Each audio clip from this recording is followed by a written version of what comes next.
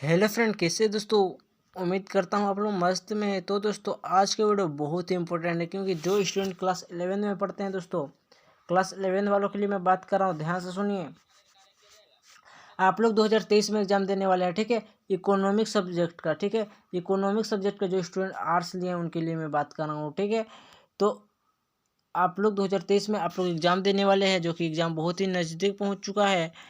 तो आप लोग इस बार धाकड़ तैयारी के साथ हमारे चैनल से जुड़कर आप 90+ ला सकते हैं दोस्तों। सभी सब्जेक्ट का बहुत ही इम्पोर्टेंट प्रश्न कराई जा रही है। तो हमारे चैनल में जितने भी वीडियो क्लास 11th का अपलोड हो रहे हैं, वो सभी वीडियो आप ध्यान ध्यान से देख लीजिएगा, ताकि आप 2023 के एग्जाम में आप बहुत ही धाकड़ तैयारी के साथ फोड़ सकते हैं दोस्तों। मैं जेक बोर्ड का बात कर रहा हूँ, ठीक है। तो इकोनॉमिक सब्जेक्ट में आप लोगों का जो है ना, इसी प्रकार से प्रश्न पूछा जाएगा एग्जाम हॉल में। बहुत ही इंपॉर्टेंट प्रश्न है दोस्तों। तो इस वीडियो को शुरू से लेकर अंत तक देखिए। चलिए हम बिना समय बर्बाद किए प्रश्न की ओर चलते हैं, जो कि प्रश्न नंबर देख सकते हैं। आप देख सकते हैं प्रश्न की ओर दोस्तों। प्रश्न है आप लोग के सामने। भारत में प्रत्येक ठीक है, भारत में प्रत्येक खालिस्तान वर्ष में जनगणना की जाती है। तो दोस्तों पहला का क्या हो जाएगा, सी 10 वर्ष। ठीक है, माध्यिका आंकड़ों को खालिस्तान बराबर भागों में बांटता है। तो किसके बराबर भागों में बांटता है दोस्तों, तो 2 होगा। ठीक है, अब चलते हैं प्रश्न नंबर तीसरा। वह व्यक्ति जो आंकड़ा संग्रह करता है उसे कहते हैं, क्या कहते हैं दोस्तों। आप लोग को एग्जाम हॉल में इसी प्रकार से प्रश्न देखने को मिल जाएगा, देख सकते हैं। इंग्लिश भी रहेंगे, साथ में इसका जो ऑप्शन रहेंगे वो भी इंग्लिश में रहेंगे। ठीक है, जो कि देख सकते हैं आप लोग। ठीक है, प्रश्न नंबर तीसरा में तो दोस्तों तीसरा का ऑप्शन नंबर 20 सही हो जाएगा। ठीक है, गणना कर वर्ग अंतराल 70 से 80 का मध्य बिंदु ज्ञात करना है। ठीक है, जो कि आप लोग इजी से निकाल सकते हैं। तो दोस्तों 75 हो जाएगा। ठीक है, किसी अनुसंधान के लिए मूल रूप से संकलित समांकों को कहते हैं, क्या कहते हैं। तो दोस्तों 5 का ऑप्शन नंबर ए हो जाएगा। ठीक है, प्राथमिक। निम्न आंकड़े से विस्तार गुणांक कहलाता है, तो क्या कहलाता है दोस्तों। आप लोग छठा का ऑप्शन नंबर, जो कि यहाँ पर आप लोग के सामने दिख रहा होगा, 0.5 हो जाएगा। ठीक है, विस्तार गुणांक ज्ञात करना है किसका। ठीक है, समांतर माध्य का सूत्र है, क्या है सूत्र, देखिए आप लोग ध्यान से। तो 7वां का सी हो जाएगा। ठीक है, इनमें से कौन केंद्रीय प्रवृत्ति का माप है, तो कौन सा हो जाएगा दोस्तों। तो आप लोग के सामने 8वां का बी हो जाएगा। ठीक है, बहुलक। अब चलते हैं हम लोग दोस्तों प्रश्न अगला प्रश्न की ओर। अगला प्रश्न है, सांख्यिकी के पिता किससे कहते हैं। तो दोस्तों 9 का क्या हो जाएगा, बी हो जाएगा। ठीक है, गोटफ्राइड आकेनवाल। ठीक है, 10 नंबर का प्रश्न है, दो चरों के बीच पारस्परिक संबंध को प्रकट करने वाले चित्र को कहते हैं, तो क्या कहते हैं। तो 10 का क्या हो जाएगा, विक्षेप चित्र हो जाएगा। ठीक है, किसी ग्राफ पेपर में दोस्तों देखिए, किसी ग्राफ पेपर में कितने चरण होते हैं, देख सकते हैं आप लोग। ऑप्शन इस प्रकार से रहेंगे एग्जाम हॉल में। तो यहाँ पर देख सकते हैं 4। ठीक है, देख सकते हैं ऑप्शन नंबर डी। उपभोक्ता मूल्य निर्देशक निर्माण करने का सूत्र है, क्या हो जाएगा। उपभोक्ता मूल्य निर्देशांक निर्माण करने का क्या कौन सा सूत्र है दोस्तों, जो कि आप लोग को देख सकते हैं।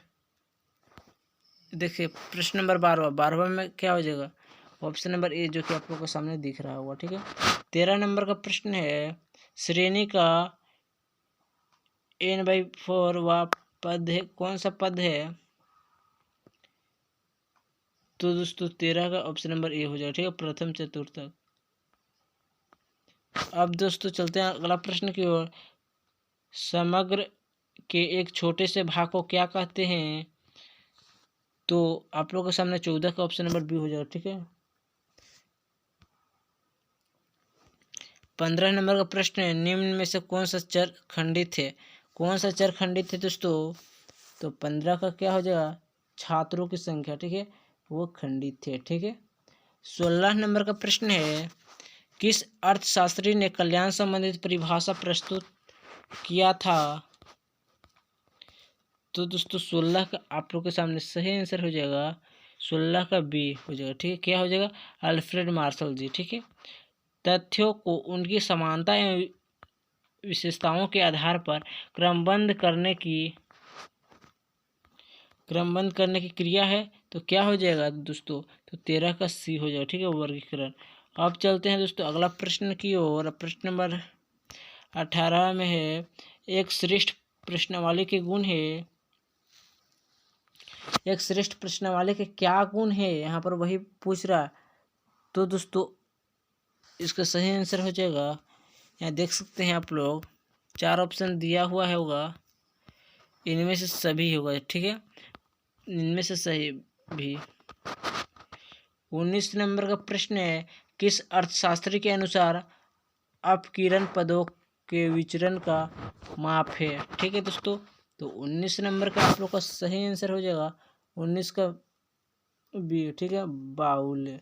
तो दोस्तों हमारे चैनल से जुड़कर आप अच्छी तैयारी कर सकते हैं। तो इस वीडियो को शुरू से लेकर अंत तक बने रहिए, वीडियो बहुत इंपॉर्टेंट है। 20 नंबर का प्रश्न है, निम्नलिखित आंकड़े से समांतर माध्य ज्ञात करना है, ठीक है, समांतर माध्य ज्ञात करना है, जो कि आप लोग के सामने दिख रहा होगा, ठीक है, यहाँ पर देख सकते हैं। तो मैं आप लोग को दिखा दे रहा हूँ प्रश्न, ध्यान से आप लोग देख सकते हैं, ठीक है। और समांतर माध्य ज्ञात करना है। तो दोस्तों 20 का ऑप्शन नंबर सी 18 हो जाएगा सही आंसर, ठीक है। 21 नंबर का प्रश्न है, जब निचली और ऊपरी दोनों सीमाओं पर विचार करते हैं तो ऐसे वर्ग कहलाते हैं, तो कौन सा वर्ग कहलाते हैं, वही पूछ रहा है, ठीक है। तो 21 का 20 हो जाएगा, ठीक है, समावेशी। 22 नंबर का प्रश्न है, यदि बहुलक 16 और समांतर माध्य 20 है तो माध्यिका ज्ञात करना है, ठीक है। तो दोस्तों 22 का सही आंसर हो जाएगा आप लोग के सामने ऑप्शन नंबर सी, ठीक है, 15.6। निर्देशांक का प्रकार है, क्या प्रकार है? तो दोस्तों 23 का ऑप्शन नंबर डी हो जाएगा, ठीक है, इनमें से सभी। वह ग्राफ जो संचयी आवृत्ति वितरण को दर्शाता है, तो क्या हो जाएगा? 24 का ए तुरंत चित्र, ठीक है। अब चलते हैं दोस्तों अगला प्रश्न की ओर। देखिए 25 नंबर का प्रश्न है, भारतीय सांख्यिकी संस्थान कहाँ स्थापित थे? तो 25 का ऑप्शन नंबर डी हो जाएगा, ठीक है दोस्तों, कोलकाता। अब चलते हैं दोस्तों अगला प्रश्न की ओर। इनमें से नकद फसल है, कौन सा नकद फसल है? तो 26 का सी हो जाएगा दोस्तों आप लोगों के सामने, ठीक है, कपास। 27 नंबर का प्रश्न है, विश्व बैंक को किस अन्य नाम से जाना जाता है? दोस्तों मैं इस प्रश्न को आप लोग को एक बार और कराया था। तो 27 का सही आंसर हो जाएगा डी, IBRD, ठीक है। सरकार द्वारा सार्वजनिक क्षेत्र को समता हिस्सा को निजी क्षेत्र के हाथों बेचना कहलाता है। तो दोस्तों 28 का बी हो जाएगा, ठीक है, विनिवेश। 29 नंबर का प्रश्न है, मानव पूंजी निर्माण में बाधा है, क्या है दोस्तों? तो 29 का ऑप्शन नंबर डी हो जाएगा, ठीक है, इनमें से सभी हो जाएगा, ठीक है। ऊर्जा के पारंपरिक स्रोत थे, तो क्या हो जाएगा? तो 30 का ऑप्शन नंबर सी हो जाएगा, ए और बी दोनों हो जाएगा, ठीक है। अब चलते हैं 31 नंबर प्रश्न की ओर। सरकार द्वारा जो कर व्यक्तियों की आय पर लगाई जाती है, तो किस प्रकार से कर लगाई जाती है वही पूछ रहा है, ठीक है। तो 31 का ये प्रत्यक्ष कर, ठीक है, प्रत्यक्ष कर। निम्न में से कौन सा उद्योग लघु एवं कुटीर उद्योग के अंतर्गत आता है? तो 32 का आप लोग का सही आंसर हो जाएगा डी हो जाएगा, ठीक है, हस्तकरघा। अब चलते हैं दोस्तों अगला प्रश्न की ओर। अगला प्रश्न है,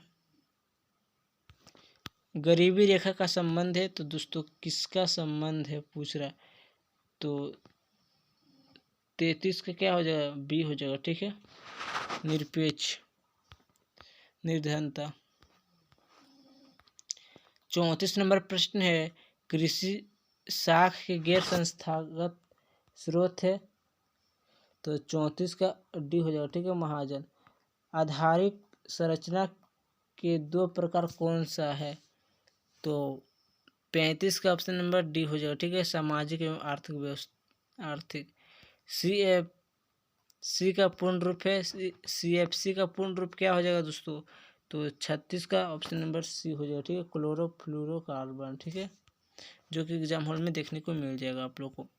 12वीं पंचवर्षीय योजना की अवधि क्या है, तो दोस्तों 37 का ऑप्शन नंबर ए हो जाएगा, ठीक है। 2012 से 2017 तक हो जाएगा, ठीक है। 38 नंबर का प्रश्न है, कृषि साख के साधन है, तो क्या हो जाएगा, 38 का डी हो जाएगा, ठीक है। इनमें से सभी हो जाएगा। 39 नंबर का प्रश्न है, निर्धनता रेखा से नीचे रहने वाले लोगों का अनुपात खालिस्तान में अधिक है, तो क्या हो जाएगा दोस्तों, 39 का ऑप्शन नंबर ए हो जाएगा, ठीक है। 40 का क्या हो जाएगा, नवरत्न क्या है, तो 40 का नवरत्न क्या है दोस्तों, तो ऑप्शन नंबर बी हो जाएगा, ठीक है, सार्वजनिक उपक्रम। तो दोस्तों आप लोगों को एग्जाम हॉल में 40 प्रश्न देखने को एग्जाम हॉल में मिल जाएगा। तब तक के लिए बाय बाय बाय बाय दोस्तों।